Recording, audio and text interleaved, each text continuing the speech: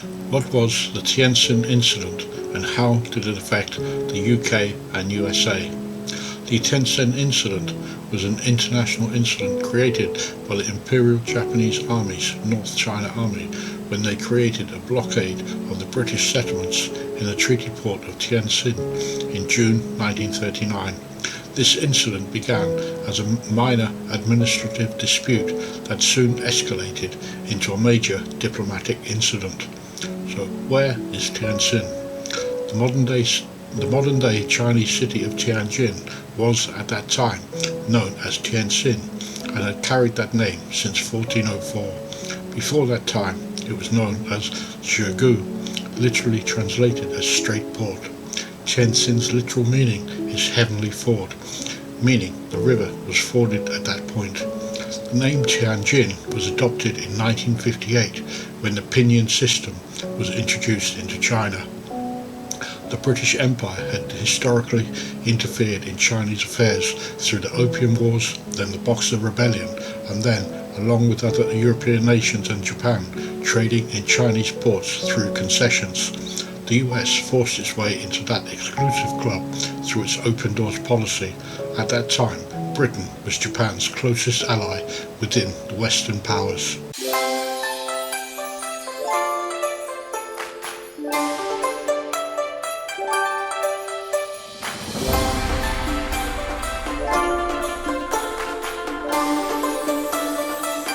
Background. Starting in 1931, when Japan seized Manchuria, the Imperial Japanese developed a policy of reducing Chinese independence with the ultimate aim of placing all of China within Japan's sphere of influence. Before the mid-1930s, Britain and China had not been close trading partners, but the aggressive rise of Japan had resulted in improved relations between the capitals of London and Nanking. The British historian Victor Rothwell wrote, in the middle 1930s, if China had a Western friend, it was Britain. In 1935 to 36, Britain gave China real help with its finances and showed real concern about the encroachment by Japan in northern China. Realizing that the only hope of inducing Japan to moderate those activities lay in an Anglo-American joint front, Britain proposed such an idea on several occasions, but each time was rebuffed by Washington. In turn, improved Anglo-Chinese relations put further strain on relations between London and Tokyo. This is quite a long explanation into the background events, but necessary to fully explain the complicated history building up to the Tientsin Incident. On the 30th of July 1937, Tientsin fell to the Empire of Japan during the Second Sino-Japanese War, but the city was not fully occupied due to the Japanese at that time respecting the foreign concessions conducted in the city. That respect disintegrated in 1941. In December 1937, the Japanese took the city of Shanghai, the business capital of China. This was a major blow to the government under the control of Chiang Kai-shek, as around 85% of all government revenue came from Shanghai. The loss of Shanghai resulted in China's inability to defend itself from the Japanese becoming very much in doubt financially. In early January 1938, the Japanese Prime Minister, Prince Fumimaro Konoe, announced a set of sweeping, non-negotiable war aims that would have transformed China into a protectorate of Japan if implemented. After taking the Chinese capital of Nanking on the 14th of December 1937, the Japanese had perpetrated the infamous rape of Nanking, in which the Imperial Army had gone on a rampage of arson, looting, rape and murder that destroyed the city and killed something like 300,000 civilians. After victories mentioned, Konoe regarded the war as good as won. Konoe was quite open that the Chinese had to accept a subordinate position to Japan if the war were ever to end to the satisfaction of the Japanese. Konoe's terms for peace were so extreme and harsh, even members of the Japanese military objected to them on the grounds that Chiang would never accept. The German Foreign Minister Konstantin van Neurath, who was mediating to achieve a peaceful solution, complained that the proposal was so outrageously humiliating that it was only designed to inspire rejection from Chiang Kai-shek. The outrageous demands included China recognizing Manchukuo, to sign a pact that allowed Japanese officers to command the National Revolutionary Army, and to allow Japanese soldiers to remain indefinitely in all areas of China that they occupied, and for China to repay reparations to Japan for the invasion by the Japanese. The extreme aims had been deliberately concocted by Queneau to sabotage any effort at a diplomatic compromise, and thus ensure the war would only end with Japan winning total victory over China with the total destruction of Chiang Kai-shek's government. Chiang immediately rejected Queneau's war aims, which had been Queneau's intention all along. On the 16th of January 1938, Queneau gave a speech announcing his unalterable commitment to achieving his program after announcing Chiang had rejected his terms for peace, and therefore the Japanese government was now committed to the destruction of Chiang's government. As the Chinese government retreated deep into the interior of China, major logistical problems became apparent for the Japanese army, as they could not project the power required to achieve the total victory that the program proposed by Queneau required. In fact, the Japanese army had understood the logistical problem of conquering such a vast country, and had objected to the Queneau proposal for precisely that reason. However, Queneau reasoned that anything less than the program's objectives would appear as a defeat for the Japanese. In July 1938, Japan launched an offensive to capture the city of Wuhan and move their offensive inland.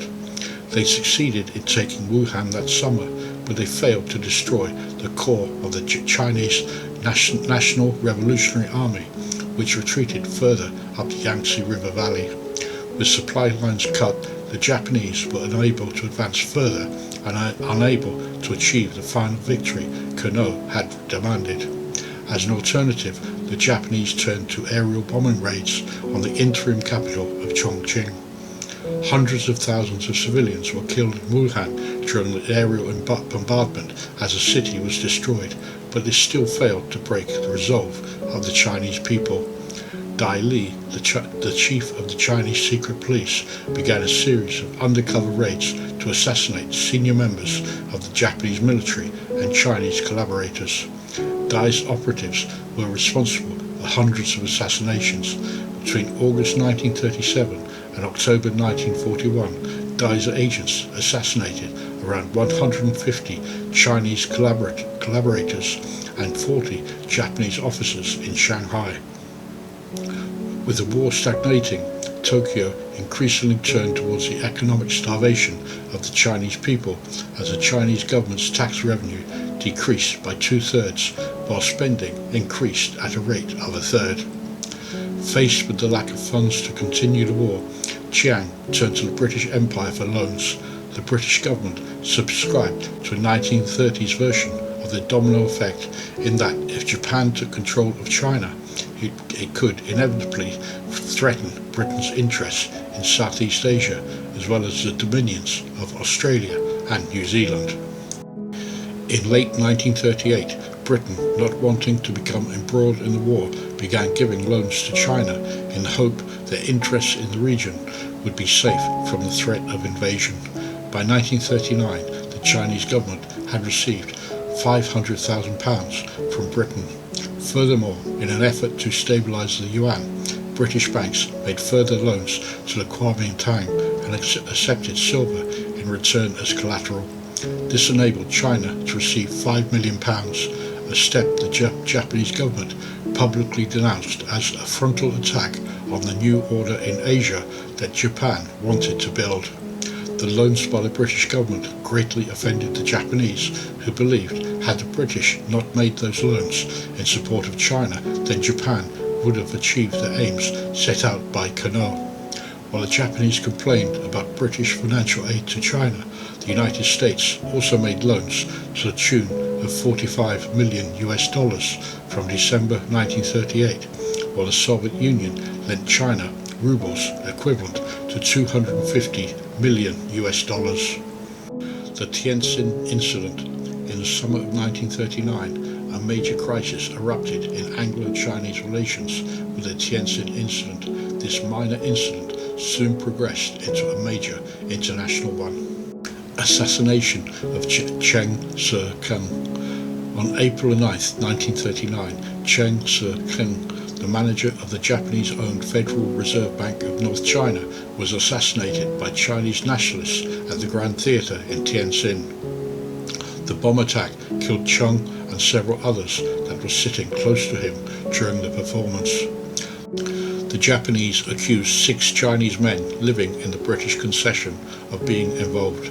The local British police arrested 4 of the 6 and handed them over to the Japanese on the assurance that they would not be tortured and would be returned to British custody within 5 days. However, under torture by the Japanese, 2 of the 4 confessed to their involvement. Despite their being tortured to obtain a confession, the British authorities accepted they were involved in the assassination.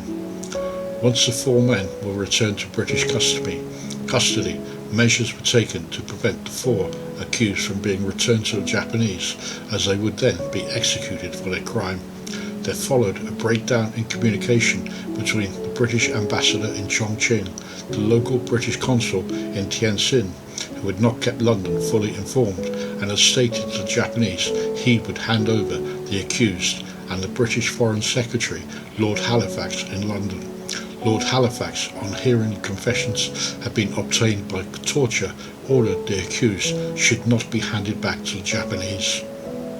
The local commander of the Japanese North China Army stationed in Tianjin, General Masaharu Homma, was regarded as being friendly towards the British, but the Chief of Staff of the North China Army, General Tomoyuki Yamashita, was known as more hardcore and wanting all Western concessions removed from China. Since early in 1939, General Yamashita has advocated for the removal of the British from Tientsin and using the refusal of the British to hand over the alleged assassins, he convinced his superiors in Tokyo to order a blockade of the British concession. By 1939, the Japanese had convinced themselves that the British economic aid to China was all that was keeping China going, and that a confrontation with Britain was required to bring matters to a close. The Japanese secretly conducted a study that revealed if all of China fell under the influence of Japan, it would lead to the effective end of British influence in Asia. This would result in Japan being the ultimate dominant force across the continent. Unlike the international settlement in Shanghai, which belonged jointly to the US and the UK, the British concession in Tientsin was solely a British adventure with no American influence. Blockade. On the 4th of June 1939, the Japanese Northern China Area Army surrounded and blockaded the foreign concessions of the refusal of the British authorities to hand over the 4 Chinese accused of assassinating a Japanese collaborator and taking refuge in the British concession. Anyone wishing to enter or leave the concession was publicly strip-searched by Japanese soldiers. Food and fuel were not permitted to enter the concession, as the Japanese built an electrified wire fence around the concession. The Japanese government claimed the issue over the 4 accused was not the point of the blockade, and handing over the 4 would not end the blockade. Furthermore, the Japanese government demanded the British government hand over all silver reserves belonging to the Chinese government held in British banks to the Japanese, forbade any anti-Japanese radio broadcast from anywhere within the British Empire, to ban school textbooks that the Japanese government considered offensive. The real aim of the Japanese was not the handing over of the alleged assassins, but the end of British financial support of China. At that time, there were around 1,500 British subjects living in Tientsin, around 50% of those being soldiers. After stories emerged in Britain of British women being strip searched in public by Japanese soldiers at bayonet point, including vaginal searches, a war between Japan and Britain became more likely. The dilemma facing Britain was sending a force to Asia. At the same time, hostilities were erupting in Europe over a possible war with Nazi Germany. There was a strong anti-British feeling in Japan, and the Japanese Home Minister did nothing to restrain that tension. Encouragement for the Japanese came when they infiltrated American diplomatic codes and intercepted messages from the US embassies in Chongqing and Tokyo that revealed the British had requested American support, a request that was refused. The American reasoning was that if they intervened, it would cause a war between the US and Japan. This to Japan showed American weakness, and the US feared war with Japan would pay any price to avoid such confrontation. Resolution. On the 26th of June 1939, the British Royal Navy, together with the Foreign Office, jointly reported that the only way to end the blockade was to send the main battle fleet to the region. However, with the Danzig crisis and Germany threatening Poland, that meant such a move was unadvised. If Hitler chose to invade Poland, which ultimately he did a short time later, the British would be needed there and not halfway across the world. The French were also opposed to British forces leaving the crucial waters of the Mediterranean under the Pact of Steel agreement to keep Mussolini in check. If Britain moved its fleet to the Far East, it would receive no support from France. Likewise, the Americans were not willing to risk a potential war with Japan over what they felt was British prestige. However, there were divisions within the Japanese government, some of the support of starting a war with Britain, while others were more hesitant. Feeling the war with China and border conflicts with the Soviets in Manchuria meant starting a third conflict unwise. In the US, the administration under Roosevelt felt the Japanese were becoming out of control after reviewing the Tientsin Incident, and economic pressure needed to be applied. The US applied sanctions on oil and scrap metal, which left Hirohito furious and felt the Americans were being unacceptable in making a commotion about it now. Hirohito, instead of cancelling wars with China and conflicts with European powers, he chose to berate his generals and admirals for not accepting the move made by the US, while the Japanese military claimed the British would seek revenge for the blockade of Tianjin, and there would be little hope of Japan resuming its former good relationship with Britain. Germany offered the Japanese a solution to convert the Comintern Pact into an anti-British military alliance, and Japan sided with Germany and Italy. The two European nations shared a common alliance in being opposed to Britain, but the Japanese delegation preferred to wait on signing such a pact, even though that was the best option at the time to resolving the Tientsin Incident in favour of the Japanese. The Japanese Prime Minister argued that with Europe on the brink of war, such an alliance would certainly drag Japan into a war with Britain. Such a situation could escalate with the Soviets and Britain joining forces to oppose the Japanese, which could see France and the US as foes, and that the cause of the conflict was to oppose Britain backing China and not to start a new war. The British delegation in Tokyo, led by Sir Robert Craigie, continued applying political pressure on the Japanese, first raising tariffs on Japanese goods while implying the British battle fleet was approaching in a strategic game of bluff. The Japanese eventually agreed to lower their demands, such as the turning over of Chinese silver in British banks, although Craigie did submit on the Japanese demand of handing over the 4 Chinese accused of the assassination. The final compromise came from Japan's Showa Emperor, who made it clear he was displeased with the prospect of a possible war with Britain, while the fight against China was unresolved and Japan was on the brink of war with the Soviet Union. A 2-paragraph agreement was signed by both parties, and Britain recognized Japan's state of war with China, and Britain promised not to interfere against the actions of Japan. On the 20th of August 1939, the 4 Chinese accused were handed over to the Japanese and were later executed to bring the standoff to a conclusion. The handover of the 4 Chinese led to a major outrage in Britain, with British MPs being flooded with letters of complaint from their constituents. This became a public relations disaster for the Chamberlain government that would be better remembered had the Second World War not started 2 weeks later. That brings us to the end of this video, highlighting a period of Chinese history during the Japanese War of Aggression that almost brought 2 nations to war over a somewhat minor incident. If you've enjoyed watching and it's shown you a little detail of life and events here in China, then your subscribing to my channel would mean a lot to me. Thank you for watching. Make sure you click on the link to the next video, and until the next time, goodbye for now.